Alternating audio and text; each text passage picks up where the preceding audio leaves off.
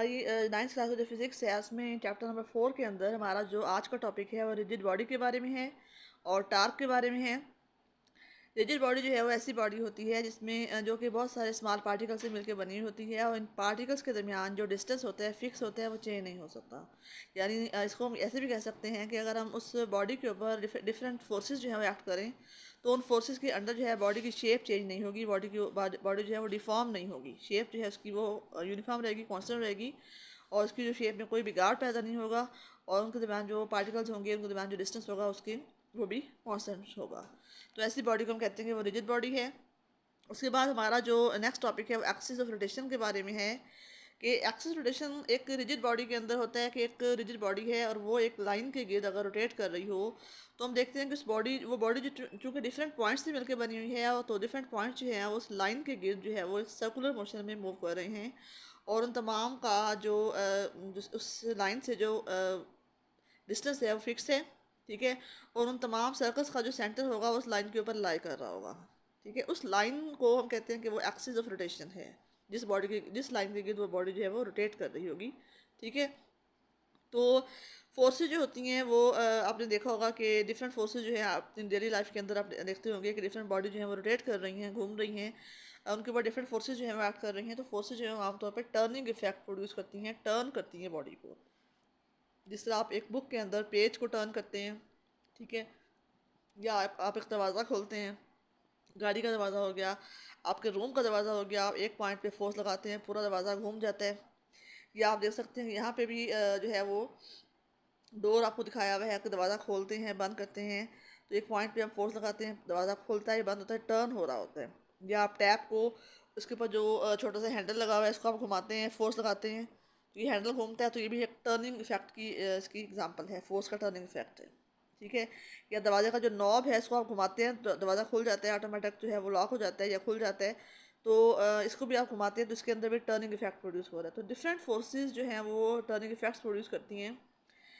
एक हमारे पास stop Kock हो गया, वाटर टैप हो गया, इसमें डिफरेंट एग्जांपल्स हैं आपकी टर्निंग जो है डोर का जो नॉब है उसको आप टर्न कर रहे हैं तो ये आप डिफरेंट एग्जांपल्स हैं, इसके अंदर फोर्सेस जो हैं वो टर्निंग इफेक्ट प्रोड्यूस कर रही हैं। ठीक है स्टूडेंट्स। तो इससे हम कहेंगे कि turning effect of force is called torque और मूवमेंट ऑफ फोर्स। एक फोर्स जो है अगर वो टर्निंग इफेक्ट प्रोड्यूस कर रही है तो हम कहते हैं कि ये इसके फोर्स का मूवमेंट है। ठीक है। तो टॉर्क आप डिफाइन कर सकते हैं टर्निंग इफेक्ट ऑफ फोर्स या movement of force is called torque. तो आप डिफरेंट एग्जांपल्स जो हैं अपने इर्द गिर्द देख सकते हैं। ये जो इसमें ऊपर लिखा हुआ है कोई क्विज के अंदर के name some more objects that work by the turning effects of forces. मैंने आपको बुक की या कॉपी के पेज की एग्जांपल दी है। ठीक है। तो इसको भी आप जो है वो टर्न करते हैं पेज को तो वो जो है नेक्स्ट पेज जो है उसको भी हम आते हैं। ठीक है। इस टाइप की एग्जांपल जो है वो अपने इर्द गिर्द से और भी देख सकते हैं आप। तो स्टूडेंट्स इसमें आप देखें कि जब हम डोर के हैंडल को हमारे पास जो है फिक्स है तो इसमें हमने जो है इसको ओपन या क्लोज करते हैं, फोर्स अप्लाई करते हैं। तो इसमें देखते हैं कि आप अगर आप आउटर एज पे फोर्स अप्लाई करते हैं तो आपको कम फोर्स लगानी पड़ती है, आप इजीली खोल लेते हैं। अगर आप डोर के अंदर वाली साइड पे जो फिक्स पॉइंट है उसके नज़दीक जाके फोर्स एक्सर्ट करते हैं तो फिर आपको डोर खोलने में मुश्किल होती है, आपको ज़्यादा फोर्स एक्सर्ट करनी पड़ती है। तो इसका मतलब है कि जिस पॉइंट पे हम फोर्स एक्सर्ट कर रहे होते हैं उस पॉइंट की लोकेशन जो है वो काफ़ी ज़्यादा इंपॉर्टेंट होती है कि वो जो पॉइंट है वो फिक्स पॉइंट से या एक्सिस से कितने फासले पर है। ठीक है। तो इसमें आप देख सकते हैं कि एक स्पैनर की एग्जांपल आपकी बुक में यहाँ पे दी हुई है। एक स्पैनर को हम कोई भी नट जो है उसको टाइट करने के लिए या उसको लूज़ करने के लिए हम यूज़ करते हैं, जिसको आप घरों में आमतौर पर रैंच कहते हैं। ठीक है। तो उस स्पैनर को आप देखें कि एक स्पैनर अगर लॉन्ग है तो इसका जो मोमेंट आर्म है यानी कि जो फासला है फोर्स लगाने के पॉइंट का और जो फिक्स पॉइंट है जो जिस पॉइंट जो आगे वाला जो इसका हिस्सा है जो कि नट के गिर्द है वो इसका फिक्स पॉइंट होगा और जहाँ पे हम फोर्स लगा रहे हैं वो उसका point of application of force होगा। इन दोनों के दरमियान जो डिस्टेंस है वो मोमेंट आर्म है। तो जो लॉन्गर लॉन्गर स्पैनर है उसका मोमेंट आर्म ज़्यादा होगा, उसके लिए हम कम फोर्स लगानी पड़ेगी। और जो शॉर्टर स्पैनर है उसका मोमेंट आर्म कम छोटा है, उसके लिए हमें ज़्यादा फोर्स एक्सर्ट करनी पड़ेगी। ठीक है। ये आपकी एग्जांपल जो है आपने अक्सर आप इर्द-गिर्द देखते होंगे कि अगर डोर का भी आप जहाँ पे फोर्स लगा रहे हैं तो जहाँ पे अगर आपको पॉइंट जो है फोर्स लगाने वाला वो पॉइंट डोर के फिक्स पॉइंट के नज़दीक है तो आपको ज़्यादा फोर्स लगानी पड़ेगी। अगर वो पॉइंट जो है वो आप फिक्स पॉइंट से दूर है तो आपको कम फोर्स लगानी पड़ेगी। ठीक है स्टूडेंट्स। तो इसका मतलब कि अगर आप इसको टाइटन कर रहे हो या इसको लूज़ करना चाह रहे हो तो आपको जितनी फोर्स आप लगाएंगे वो डिपेंड करते हैं कि आपका मोमेंट आर्म जो है वो कितना है इसके अंदर। ठीक है। तो इसका मतलब है कि टर्निंग इफेक्ट जो है वो इन दोनों केसेस में डिफरेंट है, लॉन्गर स्पैनर के अंदर भी और शॉर्टर स्पैनर के अंदर भी। इन दोनों केसेस में टर्निंग इफेक्ट जो है वो डिफरेंट होगा। ठीक है। अगर मोमेंट जो है लॉन्गर जो आपका ये स्पैनर है उसका जो मोमेंट ऑफ फोर्स प्रोड्यूस हो रहा है वो ज़्यादा प्रोड्यूस हो रहा है। ठीक है। और जो शॉर्टर है उसका मोमेंट ऑफ फोर्स जो है वो कम होगा। तो इसका मतलब कि इसमें दो चीज़ें हम ज़्यादा इंपॉर्टेंट हैं, एक line of action of force और एक उसका मोमेंट आर्म। तो line of action of force क्या होती है कि जिस पॉइंट के ऊपर फोर्स एक्सर्ट कर रही हो उस पॉइंट से एक लाइन पास हो रही होगी, वो line of action of force होगा। जैसा कि आपको यहाँ पे डायग्राम के अंदर नज़र आ रहा है, लाइन जो बी सी है वो line of action of force है। इसमें एक पॉइंट के ऊपर फोर्स जो है वो एक्सर्ट हो रही है। और लाइन ए प्राइम जो है वो एक्सिस ऑफ रोटेशन है, जिसके गिर्द कोई भी बॉडी है, कोई भी सॉलिड बॉडी है, रिजिड बॉडी है, वो घूमेगी, रोटेट करेगी। तो ये line of action of force, ये एक्सिस ऑफ रोटेशन होगा। ठीक है। इनके दरमियान जो परपेंडिकुलर डिस्टेंस होता है वो मोमेंट आर्म है। ये दोनों लाइन जो हैं इनके दरमियान में परपेंडिकुलर डिस्टेंस जो है वो मोमेंट आर्म है। उसको हम कैपिटल एल से यहाँ पे शो कर रहे हैं। वैसे आमतौर पे इसको आर से भी शो कर सकते हैं। ठीक है। तो ये जो आपने line of action of force है इसका भी आपको क्लियर हो गया। मोमेंट आर्म जो है ये भी क्लियर हो गया। Perpendicular distance between the axis of rotation and the line of action of force is called moment arm of the force. It is represented by the distance L in the figure. ठीक है। इसका मतलब ये है कि torque जो है या मोमेंट ऑफ फोर्स जो है वो डिपेंड कर रहा है फोर्स एफ के ऊपर और मोमेंट आर्म एल के ऊपर। इन दोनों चीज़ों पे डिपेंड कर रहे हैं। जितनी ज़्यादा फोर्स होगी उतना ज़्यादा मोमेंट ऑफ फोर्स होगा। इसी तरह जितना ज़्यादा जो है वो लॉन्गर मोमेंट आर्म होगा उतना ज़्यादा मोमेंट ऑफ फोर्स होगा। इसका मतलब ये है कि मोमेंट ऑफ फोर्स जो है जिसे हम टार्क भी कहते हैं वो इन दोनों चीज़ों पे डिपेंड करता है। तो इन दोनों चीज़ों का प्रोडक्ट के इक्वल होगा। यानी टार्क जो है वो आर क्रॉस एफ कह लें या एफ क्रॉस एल कह लें। ठीक है। तो टार्क जो है वो इसके इक्वल होगा। तो टार्क की जो यूनिट है वो न्यूटन मीटर होगी इसके अकॉर्डिंग, जो हमने क्वेश्चन अभी देखी। एफ की यूनिट क्या होती है न्यूटन, एल की यूनिट क्या होती है मीटर। तो इन दोनों को मल्टीप्लाई करेंगे तो न्यूटन इंटू मीटर होगी टार्क की यूनिट। तो हम कह सकते हैं कि टार्क जो है वो 1 न्यूटन मीटर होगा अगर फोर्स जो है वो 1 न्यूटन एक्सर्ट हो रही हो किसी बॉडी के ऊपर और इस बॉडी का जो मोमेंट आर्म है वो भी 1 मीटर हो। तो हम कह सकते हैं कि टार्क जो है वो 1 न्यूटन मीटर इसमें एक्सर्ट होगा। ठीक है।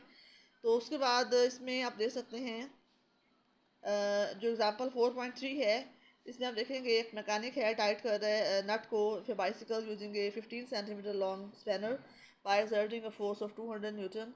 Find the torque that has tighten it.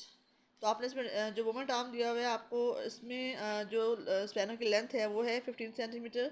इसको आपने मीटर में कन्वर्ट करना है। 0.15 मीटर, इसको 15 को आप 100 पे डिवाइड करेंगे तो 0.15 मीटर आएगा। और ये आपका एल हो गया। आप जस्ट आप इनको टाक और एफ एल को मतलब टाक को आप फाइंड करने के लिए आप एफ और एल को मल्टीप्लाई करेंगे तो आपका जो आंसर है 30 न्यूटन मीटर जो है वो आ रहा है। तो ये आपके टाक की जो वैल्यू है वो आ जाएगी। तो स्टूडेंट्स नेक्स्ट जो हमारा टॉपिक है वो प्रिंसिपल ऑफ मोमेंट्स है। इसमें स्टूडेंट्स ये है कि जो टर्निंग इफेक्ट फोर्स का प्रोड्यूस हो रहा है वो मतलब फोर्स जो है किसी बॉडी को अगर टर्न कर रही है तो वो क्लॉकवाइज भी टर्न कर सकती है और एंटी क्लॉकवाइज भी टर्न कर सकती है। ठीक है। तो इसमें आप देख सकते हैं जैसा कि एक अगर हम नट को टाइटन करने की कोशिश कर रहे हों, टाइट करने की कोशिश कर रहे हो तो फिर हमें फोर्स लगानी पड़ेगी। इसमें आप देख सकते हैं कि अपवर्ड एरो बना हुआ है जो ये शो कर रहा है कि ये जो फोर्स है वो इसका क्लॉकवाइज इसके अंदर टॉर्क प्रोड्यूस कर रही है। अगर हम उसी नट को हम लूज़ करना चाहें तो हम क्या करेंगे, फोर्स का एरो जो है वो डाउनवर्ड शो हो रहा है। इसका मतलब ये है कि इसका जो टार्क होगा वो एंटी क्लॉकवाइज होगा। ठीक है। तो इसका मतलब है कि एक बॉडी है वो मतलब अगर उस वक्त तक रेस्ट पे रहेगी, अगर वो रेस्ट पे ऑलरेडी मौजूद है, हम उस पर डिफरेंट फोर्सेज जो है वो एक्ट कर रहे हैं, टर्निंग इफेक्ट जो है उनका प्रोड्यूस इस तरीके से हो रहा है और बॉडी जो है उस वक्त तक रेस्ट पे रहेगी जब तक इसका एंटी क्लॉकवाइज मोमेंट और जो क्लॉकवाइज मोमेंट्स हैं वो दोनों इक्वल हों। तो अगर ये दोनों दोनों टास्क जो है वो इक्वल होंगे तो बॉडी जो है वो जो पहले रेस्ट पे थी तो अभी रेस्ट पे रहेगी। इसका मतलब है कि ये जिसे हम कह सकते हैं कि body is balanced if the sum of clockwise moments acting on the body is equal to the sum of anti clockwise moments acting on the body, या sum of clockwise torques acting on the body is equal to the sum of anti clockwise torques acting on the body. ठीक है, ये जो हमारे पास एक rule है that is called principle of moments. इस रूल को हम कहते हैं कि प्रिंसिपल ऑफ मोमेंट्स हैं। जैसा कि आपको यहाँ पे एक जो है वो शीशा नज़र आ रहा है, ठीक है, इसमें आप देख सकते हैं कि एक जो है एक गर्ल बैठी हुई है, इसका वेट जो है वो लार्ज है, और एक बॉय बैठा हुआ है, इसका वेट जो है वो स्मॉल है। तो अगर लार्ज वेट होगा तो उस शीशा को बैलेंस करने के लिए उसको डिस्टेंस कम रखना पड़ेगा, तो यहाँ पे स्मॉल डिस्टेंस है। और जहाँ पे स्मॉल वेट होगा तो इसको बैलेंस करने के लिए उसको लार्ज डिस्टेंस जो है रखना पड़ेगा, इसका मोमेंट आर्म जो है वो लार्ज होगा, और जो गर्ल है जिसका लार्ज वेट है उसका मोमेंट आर्म स्मॉल होगा, तभी ये बैलेंस कर पाएगा। ठीक है, तो इसी में यहाँ पे भी आप देख सकते हैं कि दोनों ने इसको किस तरीके से बैलेंस रखा हुआ है। तो यहाँ पे आप जो क्विज में हमारे पास क्वेश्चन है इसमें ये है कि can a small child play with A fat child on the शीशा, कि एक स्मॉल चाइल्ड जो है वो एक फैट चाइल्ड के साथ शीशा पे खेल सकते हैं। एक्सप्लेन हाउ, कि अगर स्मॉल चाइल्ड होगा उसका वेट कम होगा तो उसको मोमेंट आर्म जो है डिस्टेंस जो है फिक्स पॉइंट से उसको ज़्यादा रखना पड़ेगा, और जो फैट चाइल्ड होगा उसका चूँकि वेट ज़्यादा है तो उसको अपना वेट डिस्टेंस जो है वो ये जो मोमेंट आर्म है उसको कम रखना पड़ेगा, तभी वो दोनों एक दूसरे को बैलेंस कर पाएंगे। ठीक है, उसके बाद है कि two children are sitting on the seesaw such that they can not swing, कि दो चिल्ड्रन जो है वो इस तरीके से बैठे हुए हैं कि वो स्विंग नहीं कर सकते, मतलब वो फिक्स पॉइंट बैलेंस उन्होंने किया हुआ है इसको। But is the net torque in the situation, इस सिचुएशन में नेट टार्क क्या होगा। ज़ाहिर है जब ये इन फोर्सेस का जो है जो क्लॉकवाइज टार्क्स है और जो एंटी क्लॉकवाइज टार्क है दोनों इक्वल है और दोनों एक दूसरे के अपोजिट हैं, तो एक दूसरे को ये कैंसिल आउट कर देंगे, तो नेट टार्क जो है वो इस केस में ज़ीरो होगा। ठीक है स्टूडेंट्स, ये स्टूडेंट्स हमारे पास एग्जांपल है 4.4, इसमें आप देखें कि एक मीटर रॉड है, उसको एक ये जो वेज है इसको उर्दू में फाना भी कहते हैं, इसको वेज कहते हैं इंग्लिश में, इसको हमने इसके ऊपर रखा हुआ है मीटर रॉड, इसको बैलेंस किया हुआ है सपोर्ट, हमने मीटर रॉड को इसके ऊपर किया हुआ है एट पॉइंट ओ। तो एक ब्लॉक हमने रखा हुआ है 10 न्यूटन का at point B 40 centimetre from the point O, यानी कि 40 सेंटीमीटर को आपने मीटर में कन्वर्ट करना है, तो ये 40/100 करेंगे तो 0.4 आएगा। Find the weight of the block that balances it, हमने उस ब्लॉक का वेट फाइंड करना है, मतलब हमने W1 जो है वो फाइंड करना है। ये वेट जो है वो इसको सेकंड वेट जो है W2 को बैलेंस कर रहा है, और W1 का जो डिस्टेंस है 25 सेंटीमीटर वो है, यानी कि 25 सेंटीमीटर को भी हमने 100 पे डिवाइड करना है तो 0.25 मीटर आएगा। तो हमने अब देखें कि जो W1 है W2 जो है वो इस मीटर रॉड के अंदर टार्क प्रोड्यूस कर रहा है क्लॉकवाइज डायरेक्शन में। ठीक है, और जो W1 है वो टार्क पैदा कर रहा है एंटी क्लॉकवाइज डायरेक्शन में, और ये मीटर रॉड अगर हमने बैलेंस करना है तो ये दोनों टास्क जो है इक्वल होने चाहिए। तो यहाँ पे जो मोमेंट आर्म है वो हमें दिए हुए हैं, एक 40 है 0.4 मीटर है और दूसरा जो है वो 0.25 मीटर है, और W1 हमने फाइंड करना है, W2 हमें दिया हुआ है। तो मोमेंट आर्म जो है W1 का वो 0.25 है, W2 का 0.40 है, और क्लॉकवाइज मोमेंट्स जो हैं वो एंटी क्लॉकवाइज मोमेंट्स के इक्वल होंगे, तो मोमेंट ऑफ W2 जो है वो इक्वल होगा मोमेंट ऑफ W1 के, मतलब W1 मल्टीप्लाई ओ ए।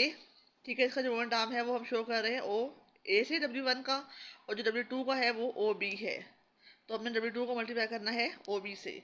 तो OA का डिस्टेंस हमें दिया हुआ है 0.25, और OB भी दिया हुआ है 0.40, और W2 भी दिया हुआ है हमें 10 न्यूटन। तो हमने यहाँ पे W1 फाइंड करना है, तो 0.25 को आप राइट पे लाके डिवाइड करेंगे, 10 मल्टीप्लाई 0.40 ओवर 0.25, इसको सॉल्व करेंगे तो हमारा आंसर जो है वो 16 न्यूटन आ रहा है। इसका मतलब यह है कि W1 जो है 16 न्यूटन होगा, इतना वेट हम W1 की जगह पे रखेंगे तो हमारा ये जो मीटर रॉड है वो बैलेंस हो पाएगा। ठीक है स्टूडेंट्स, आपको उम्मीद है ये क्वेश्चन भी समझ आ गया होगा। तो स्टूडेंट्स यहाँ पे एक आपके टॉपिक से मुतालिक एक मिनी एक्सरसाइज भी दी हुई है कि फोर्स ऑफ 150 न्यूटन है can loosen nut when applied at the end of a spanner 10 centimetre long. ठीक है, फोर्स 150 न्यूटन है, और जो इसका मोमेंट आर्म है वो 10 सेंटीमीटर है, इसको आपने 100 पे डिवाइड करना है, तो ये 0.1 मीटर इसकी जो है मोमेंट आर्म की वैल्यू आ जाएगी। तो आपने अगर टार्क फाइंड करना है तो 150 को आपने 0.1 से या 1/10 से मल्टीप्लाई करना है। ठीक है, मीन आपने 150 को 10 से डिवाइड करना है, तो आपका जो आंसर है वो आएगा 15। तो 15 न्यूटन मीटर जो है वो आपका टार्क आ रहा है। अब आपको पास दो केसेस जो हैं वो आपको दिए हुए हैं नीचे। फर्स्ट केस में क्या है कि टार्क हमारे पास अब कॉन्स्टेंट होगा दोनों केसेस में, यानी 15 न्यूटन मीटर जो है टार्क हमारा होगा। अब फर्स्ट क्वेश्चन में क्या है कि what should be the length of the spanner to loosen the same nut with the force of 60 newton. Length हमने फाइंड करनी है, टार्क हमारा होता है ना एल एफ, ठीक है। तो यहाँ पे एल जो है वो हमने फाइंड करना है और एफ जो है 60 न्यूटन है, ठीक है। तो आपका टार्क कितना आया था ऊपर, 15 न्यूटन मीटर आया था। तो इसका मतलब कि 15 newton metre will be equal to 60 multiply L. तो आपने एल फाइंड करना है 60 को, आप इस साइड पे लाके डिवाइड कर देंगे 15 पे, 15/60, तो उसका आपने आंसर निकालना है, वो एल की वैल्यू आ जाएगी, ठीक है। उसके बाद सेकंड केस में अभी भी टार्क हमारे पास वही 15 न्यूटन मीटर आ रहा है, और अब हमने क्या फाइंड करना है, what how much force would be sufficient to loosen it with a 6 centimetre long spanner. तो उसका जो मोमेंट आर्म है वो 6 सेंटीमीटर है, इसको आपने 100 पे डिवाइड करना है, ये 0.06 आएगा, ठीक है। तो ये आपका एल जो है वो 0.06 हो गया, एफ आपने फाइंड करनी है।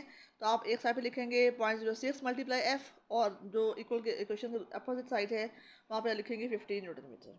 तो आपने जो है एफ को इधर ही रखना है, और 0.06 को आप उस साइड पे लाके 15 से डिवाइड कर देंगे, तो जो आपका आंसर होगा वो आपकी फोर्स होगी। तो इसी तरीके से आपने ये एक्सरसाइज भी सॉल्व करनी है। उम्मीद है स्टूडेंट्स आपको ये टॉपिक जो है वो काफ़ी हद तक क्लियर हो गया होगा कि टास्क क्या होता है, इसकी यूनिट्स क्या होती है, और टास्क को अप्लाई करके आप डिफरेंट प्रॉब्लम्स जो है कैसे सॉल्व कर सकते हैं, और line of action of force क्या होता है, मोमेंट ऑफ फोर्स क्या होता है। तो अपने इर्द गिर्द जो है टर्निंग इफेक्ट क्या होता है, डेली आपकी जो डेली एग्जांपल्स हैं आपके इर्द गिर्द, वहाँ से भी आप अच्छी तरह समझ सकते हैं कि जो फोर्स जो है वो किस तरीके से टर्न करती है, और उनका टर्निंग इफेक्ट जो है कैसे प्रोड्यूस होता है।